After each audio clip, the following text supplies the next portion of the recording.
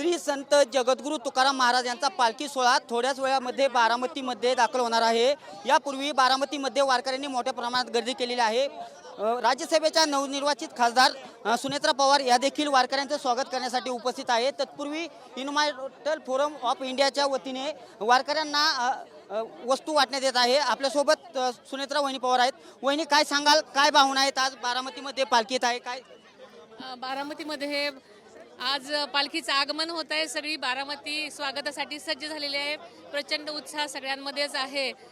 पंढरीच्या दर्शनाच्या ओढीनं आज सगळी ही जे वारकरी मंडळी आपल्या इथे आलेली आहे आणि त्यांचं दर्शन सुखरूप होण्यासाठी ही बारामतीसुद्धा त्यांचं स्वागत आणि त्यांची व्यवस्था सुखरूप होण्यासाठी सज्ज झालेली आहे आणि आम्ही सगळेच पालखीच्या आतुरतेमध्ये आहोत।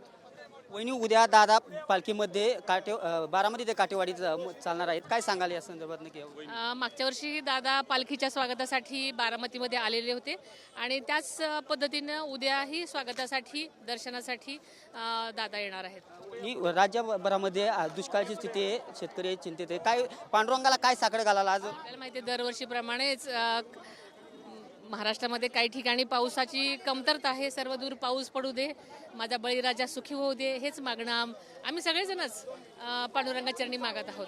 एकंदरीतच होत्या खासदार सुनेत्राताई वहिनी पवार, बळीराजा सुखी होऊ दे हेच पांडुरंगाला साकडं आहे आणि इन्व्हायटर फोरमच्या वतीने वारकऱ्यांना मोठ्या प्रमाणात दैनंदिन वस्तूंचे वाटप देखील करण्यात येत आहे।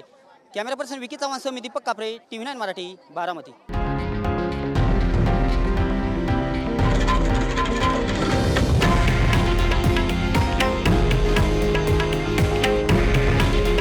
हे आहे देशातील नंबर 1 न्यूज नेटवर्क आणि आपण पाहत आहात TV9 मराठी।